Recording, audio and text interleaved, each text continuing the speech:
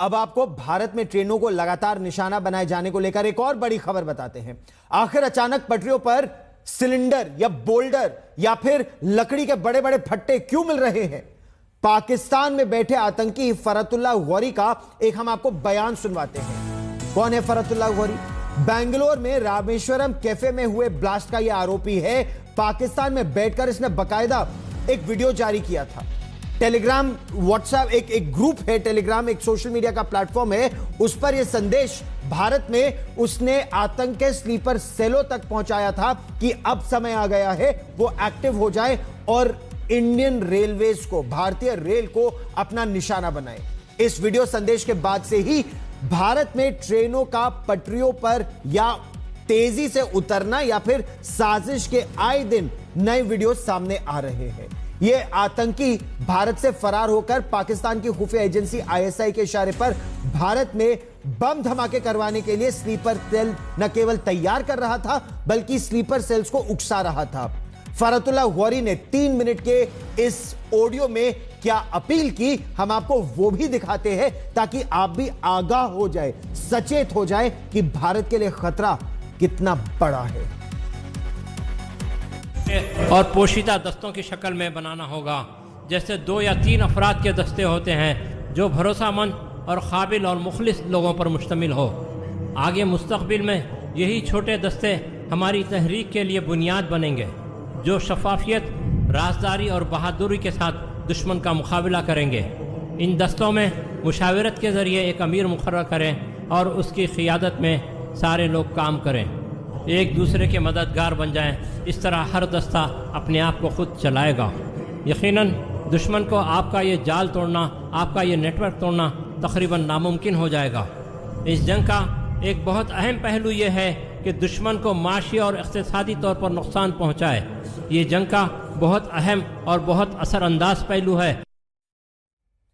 ज्यादा जानकारी के लिए मेरे सहयोगी अरविंद ओझा हमारे साथ जुड़ रहे हैं। अरविंद, एनआईए की टीम कानपुर पहुंच रही है, लेकिन उससे पहले आईबी की टीम और एटीएस की टीम प्रारंभिक जांच में इस मामले में और इससे पहले के मामलों में अभी तक क्या निकल कर आया है? 2016 का जिक्र आपने किया था गौरव, तो मैं आपको बता दूं उस मामले में जो पाकिस्तान उस वक्त जब जांच हुई थी तो ये खुलासा हुआ था कि जो पाकिस्तान की खुफिया एजेंसी है उसने बिहार के कुछ अपराधियों का सहारा लिया था और वो ट्रेन डिरेलमेंट कराया था। लेकिन यहाँ आपको बता दें कि इसी रणभूमि में 28 अगस्त को हमने फरतुल्लाह गौरी के ऑडियो के साथ खुलासा किया था कि किस तरीके से पाकिस्तान की खुफिया एजेंसी आईएसआई अपने स्लीपर सेल के जरिए ट्रेन डिरेलमेंट कराना चाहती है और भारतीय ट्रेनों को निशाना बनाना चाहती है। 28 अगस्त को हमने ये खुलासा किया था। वो वीडियो 3 मिनट का जो पाकिस्तानी आतंकी है जो इंडिया से वांटेड है वो इंटेल एजेंसियों के पास भी था और उसी के बाद से ही खुफिया एजेंसियों ने अलर्ट जारी कर दिया था कि भारतीय ट्रेनों को निशाना बनाया जा सकता है। और उसके बाद लगातार 2 इस तरह से इंसिडेंट हुए हैं और इसी वजह से एनआईए की टीम, आईबी की टीम मौके पर गई है, जांच पड़ताल कर रही है कि क्या इसका कोई आतंकी कनेक्शन है, क्या ये एक बड़ी साजिश की तरफ इशारा करता है। और इसी वजह से एनआईए और यूपी एटीएस और इंटेलिजेंस ब्यूरो की टीम अलर्ट हुई है। गौरव, जो प्रारंभिक जानकारी मिली है, 1 नहीं 2 नहीं, ऐसी कई घटनाएं हुई हैं इस ऑडियो क्लिप के बाहर आने के बाद। कभी बड़े बड़े लकड़ी के फट्टे रेलवे ट्रैक पर लगाना, कभी पत्थर बहुत सारे लगा देना, बोल्डर वहां पर रख देना। कानपुर के आसपास के इलाके में यह हो रहा है।